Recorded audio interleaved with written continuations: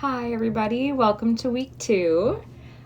Really excited to start this week because we get into our historical content. We're starting from 1870s-ish, basically, a little bit before that in the mid-19th century, because we'll pick up on the themes that were touched on in that Land Grab University's article that you all have been reading for week 1 over the weekend, and then we'll continue on with our content in week 2. So I'll give you an overview of what we're doing this week. So Monday, October 9th is Indigenous Peoples Day. Happy Indigenous Peoples Day.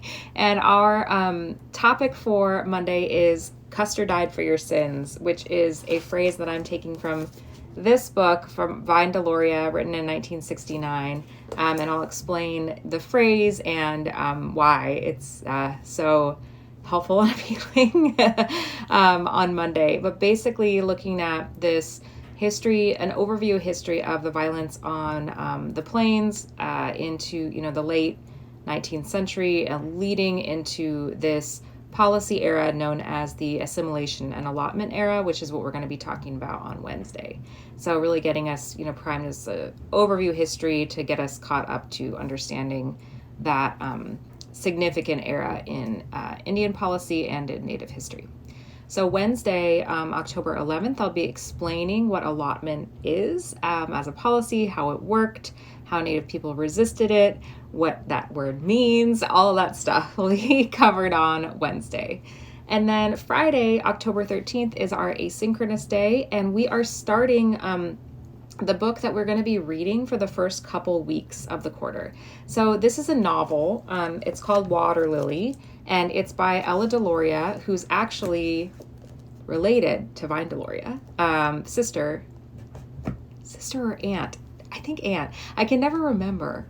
Vine Deloria's father was also named Vine, so I get all confused. But I will have that set up for us with an overview in the annotations of Water Lily. But basically, what we're doing is we're reading the introduction to it, the publisher's preface, a little biographical sketch of Deloria, and the afterword to get us set up into understanding the significance of this book. It's a novel. It was written in the mid-20th century, but wasn't published until the late 80s.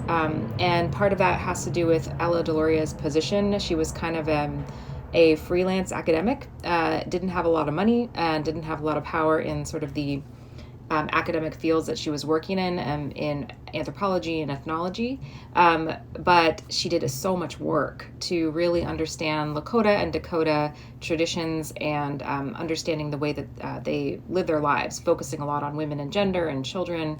So it's a great book. It gives a lot of information. It's readable. So we're going to be reading it actually for the first couple weeks. We'll be focusing on Deloria's work, and then we'll be transitioning to a different text by Deborah Miranda.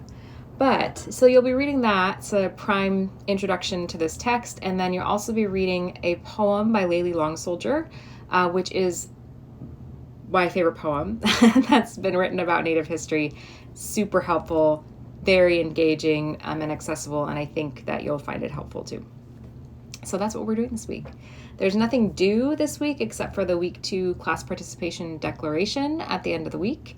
And keep a lookout for your interactive syllabi. I'm still responding to them, and I'm answering questions that you have about the course. And so we're, just continuing on with our quarter, getting situated. So please reach out with any questions you have, and I will see you on Monday.